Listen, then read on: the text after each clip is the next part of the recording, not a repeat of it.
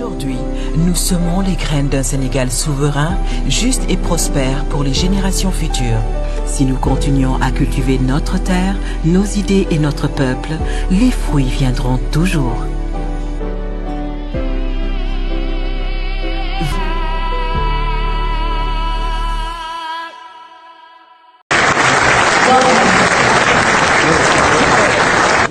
Bonjour à toutes et à tous. Nous avons le plaisir d'accueillir Son Excellence, Monsieur Bassirou Diomaye Faye, président de la République du Sénégal.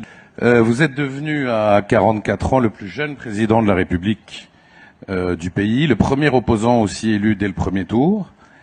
Ancien inspecteur des finances, vous incarnez avec votre formation une profonde volonté de rupture, à la fois en termes de gouvernance, mais aussi dans votre vision du développement, les relations avec les partenaires internationaux, avec en toile de fond la défense de la souveraineté du Sénégal, quels que soient les domaines, qu'il s'agisse de sécurité alimentaire, de sécurité tout court, de numérique, on va en parler.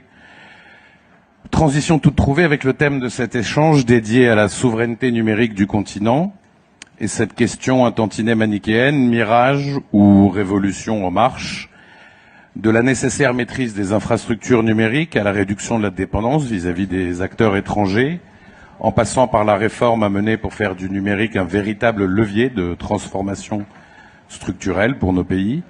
Nous allons revenir sur les choix stratégiques du Sénégal et les conditions d'une émergence d'une véritable souveraineté numérique africaine, continentale, donc durable. Monsieur le Président, on va d'abord parler de vision politique et justement, en quoi consiste votre vision de la souveraineté numérique du Sénégal et comment la conciliez-vous avec l'ouverture nécessaire, indispensable, c'est selon, avec les opérateurs étrangers? Permettez-moi de remercier le Président Ouattara pour son invitation à l'Afrique au Forum et Jeune Afrique ainsi que AFC pour avoir organisé cette rencontre d'une grande importance pour les décideurs que nous sommes et pour les investisseurs. La souveraineté, la vision que nous en avons, c'est une vision stratégique prioritaire au Sénégal dans la mesure où nous considérons que c'est une révolution que nous ne pouvons pas rater après les autres révolutions qui se sont passées quasiment sans nous, je veux dire sans l'Afrique. Sous ce rapport, notre vision s'articule autour de 3 axes que sont la maîtrise des infrastructures, le développement des compétences et la maîtrise du cadre réglementaire. Bien entendu, cela ne veut pas dire enfermement ni autarcie, bien au contraire, nous la concevons comme une opportunité de s'ouvrir aux partenaires internationaux et en même temps de pouvoir bâtir une stratégie de collaboration qui rééquilibre les rapports au profit de l'Afrique, de nos pays et qui nous garantisse une protection de nos données, une maîtrise de nos infrastructures à travers la construction d'infrastructures sur lesquelles nous avons le contrôle total. Nous savons que sous ce rapport, la donnée devient de plus en plus un élément extrêmement important de prise de décision pour les décideurs, mais aussi de souveraineté pour les États. Et voilà ce que nous sommes en train de faire au Sénégal, en le matérialisant par la construction d'infrastructures souveraines comme des data centers au niveau national, mais aussi en accompagnant cette politique par un renforcement des capacités des jeunes. Alors justement, la question des infrastructures est primordiale. Vous venez de parler des data centers qui sont indispensables car ils conditionnent la capacité d'un pays à maîtriser, stocker, sécuriser et traiter ses propres données. Comment vous comptez parvenir, peut-être avec le soutien des opérateurs privés, à financer et construire ces outils stratégiques sans dépendre d'acteurs extérieurs? Ça demande beaucoup d'investissements que les États ne peuvent pas, pour des pays comme ceux qui sont de la trempe de notre pays, le Sénégal et même les pays africains au-delà d'ailleurs, simplement couvrir par un investissement public. Il faut à la fois un investissement massif, tant sur le plan des investissements publics que des investissements privés. Le New Deal technologique que nous avons conçu au Sénégal, nous l'avons évalué à 1,7 milliard de dollars. Évidemment, c'est des investissements importants. Et le partenariat que nous cherchons à nouer est un partenariat qui repose sur la collaboration avec des investisseurs internationaux dans le cadre d'un partenariat public-privé, mais aussi avec l'offre locale sur laquelle nous comptons avec les partenaires qui sont dans le secteur et qui sont intéressés par un partenariat public-privé. Et sous ce rapport, il y a une collaboration parfaite que nous sommes en train de mener. Évidemment, cela demande, comme je l'ai dit tantôt, à ce que le cadre réglementaire soit assaini, pour faire en sorte que cette collaboration-là ne se fasse pas au détriment de la souveraineté que nous devons avoir sur nos données, de la souveraineté que nous devons avoir sur les infrastructures pour pouvoir en contrôler la protection. Et cela ne se fait pas évidemment au détriment d'un déséquilibre que nous devons avoir à travers un contrôle sur ces infrastructures-là, mais en même temps à travers une appropriation de ces infrastructures pour qu'on puisse véritablement les exploiter à notre profit et que les données soient stockées au niveau national. Et les partenariats que nous privilégions sont des partenariats qui prennent en compte cette dimension-là, mais qui en même temps opèrent un transfert de technologie au niveau local pour que derrière on puisse avoir assez de compétences pour pouvoir administrer ces infrastructures-là et développer les compétences numériques pour les asseoir. Est-ce qu'il y a un pays en Afrique ou ailleurs dans le monde qui peut servir de modèle ou qui vous sert de modèle pour le Sénégal? Nous pouvons prendre deux pays en référence. Le premier n'est pas africain, c'est l'Estonie, qui a fait des progrès énormes sur le plan digital, sur le plan numérique. Nous pouvons prendre un autre pays aussi qui est champion dans la construction des infrastructures en mode PPI, notamment dans le volet numérique, et qui est le Rwanda. Et ces deux pays ont réussi, en digitalisant les services gouvernementaux ou d'autres services, à véritablement donner une place plus importante au numérique dans la formation du PIB. Et pour le cas de l'Estonie, la digitalisation à 99% des services publics a permis de faire une économie de 2 points du PIB en termes de services gouvernementaux. Évidemment, sur le futur, la digitalisation est un rendez-vous que l'Afrique ne peut pas manquer. Et il y a des exemples qui sont patents, mais en réalité, c'est un train qui ne doit laisser personne à quai, parce que soit c'est une révolution dans laquelle vous vous laissez entraîner pour en profiter pleinement sur tous les plans, de la gouvernance, de la transparence, de la qualité des services, de la rapidité par laquelle ils sont délivrés et même de la sécurité, ou alors vous vous faites entraîner en étant un consommateur passif de des services et l'Afrique ne peut plus se contenter d'être aujourd'hui un consommateur passif de services numériques.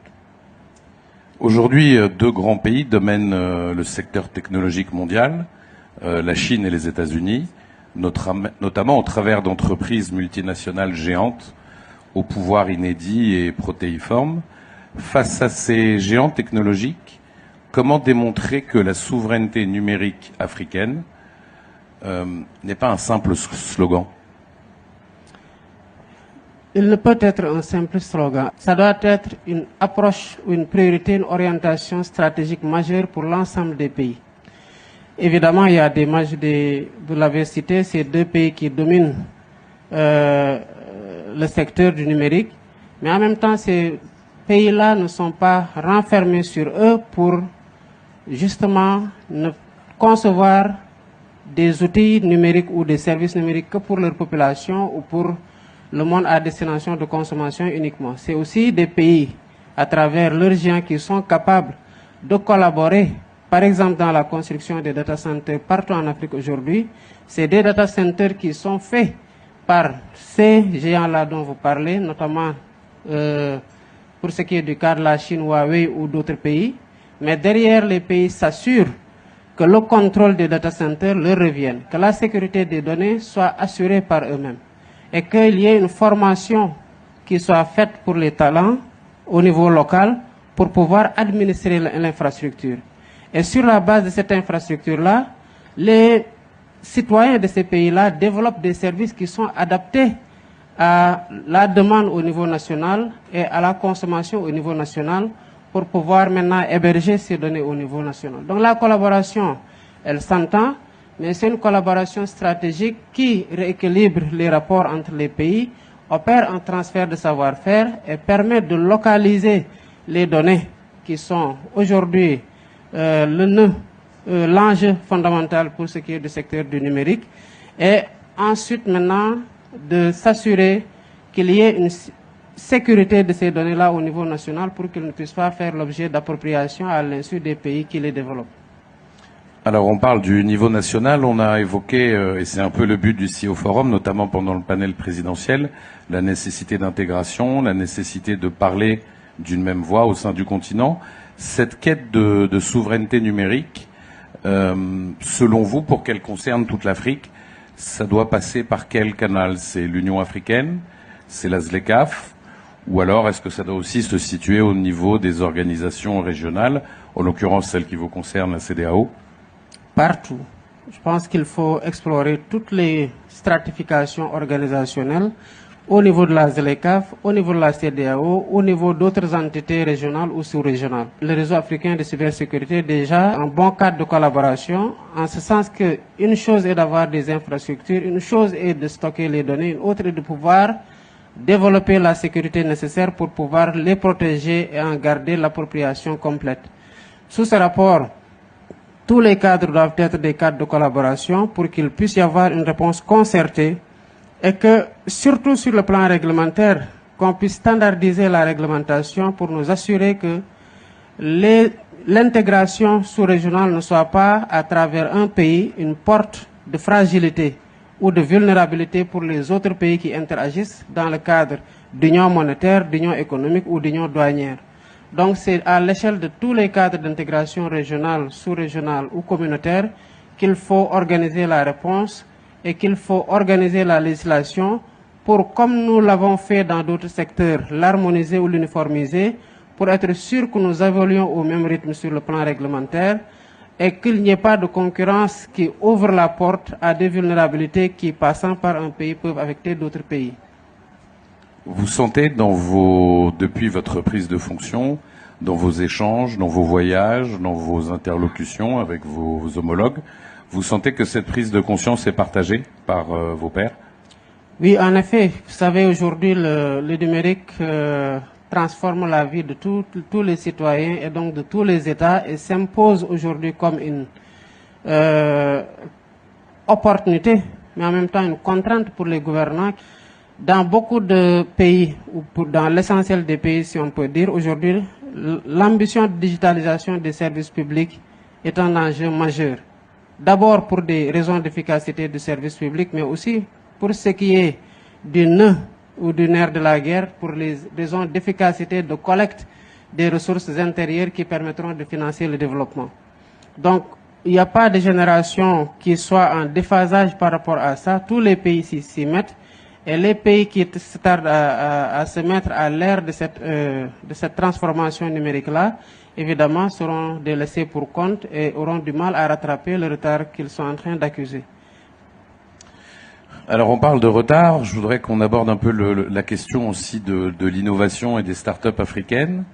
L'Afrique subsaharienne francophone, dont le Sénégal, connaît un nombre assez faible de start-up locales qui parviennent à attirer des financements de la part des capitaux investisseurs, contrairement à des pays comme le Nigeria, comme l'Afrique du Sud, l'Égypte ou le Kenya. Une des raisons fondamentales de ce retard, c'est que l'écosystème numérique local, donc encore une fois au Sénégal, mais pas seulement, en règle générale en Afrique francophone, et la chaîne de valeur nécessaire, ils sont très peu développés. Construire cette chaîne de valeur, fait-il partie de vos projets? Et si oui, comment vous comptez y parvenir? Parce qu'encore une fois, c'est pas qu'une question du rôle de l'État, mais c'est une chaîne beaucoup plus globale. Je suis tout à fait d'accord. C'est la raison pour laquelle, au niveau du Sénégal, il y a des problèmes que nous cherchons d'abord à régler. Nous sommes en train d'étendre la fibre optique. Même si nous avons un réseau extrêmement important, il y a des zones qui ne sont pas encore couvertes. Et à l'horizon 2030, nous voulons atteindre la couverture intégrale de tout le pays en 5G au moins. Ça, c'est pour permettre que les Sénégalais, où qu'ils soient, déjà puissent disposer de services numériques sans contrainte de connexion. Et c'est cela qui va permettre aux entreprises numériques, notamment les startups, de pouvoir donner une offre de services beaucoup plus large à l'ensemble des citoyens, où qu'ils soient à l'intérieur du pays. Nous avons au Sénégal conçu ce que nous avons appelé le Startup Act et le label Startup. C'est pour accompagner justement l'écosystème numérique dans la création de chaînes de valeur qui permettent d'intégrer les services numériques à la demande d'offres de services formulées par le public ou par le privé. Heureusement que dans cette ambition, nous sommes accompagnés par l'écosystème numérique, notamment les sociétés de télécommunications. Vous avez aujourd'hui, pour ne pas la citer, une entreprise comme Orange au Sénégal qui a le Orange Digital Factory, où il s'agit d'accompagner les jeunes, de les former, et derrière, il y a un accompagnement par un financement que nous sommes en train d'octroyer aux jeunes, et pour pouvoir les accompagner dans le développement et en faire en sorte que tous les talents puissent bénéficier de l'accompagnement de l'État à travers une infrastructure existante et un accompagnement soutenu dans le financement et dans l'encadrement. À défaut, il sera difficile de réussir le pari. Si on saisit le champ numérique comme étant déconnecté, on ne pourra pas créer une chaîne de valeur numérique, évidemment, qui lie infrastructure, réglementation, développement de compétences et développement de services à travers la stimulation de la recherche et de l'innovation. Et au Sénégal, nous avons quand même des résultats qui font la fierté du pays, au regard même des récentes consécrations qu'on a. Mais aussi, c'est un secteur qui attire énormément de jeunes et qui font que ces jeunes-là sont dans une certaine compétition qui stimule la création et l'innovation dans le secteur du numérique.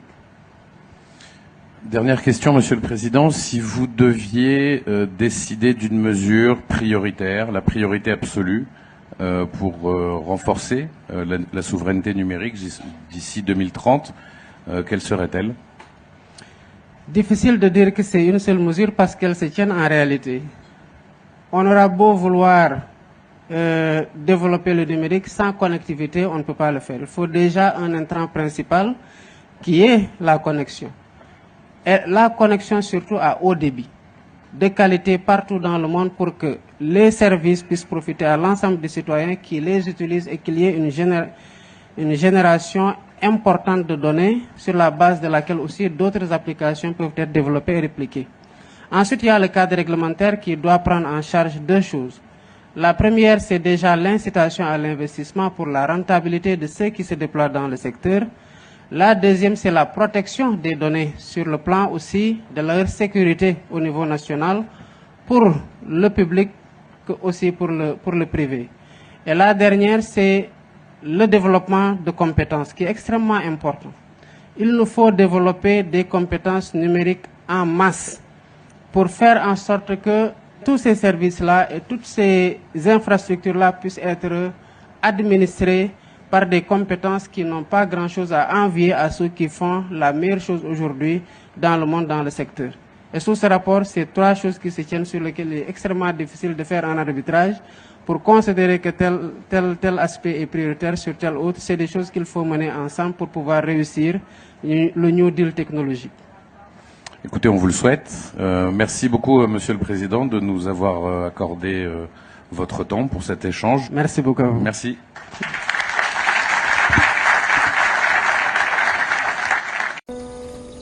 Aujourd'hui, nous semons les graines d'un Sénégal souverain, juste et prospère pour les générations futures. Si nous continuons à cultiver notre terre, nos idées et notre peuple, les fruits viendront toujours.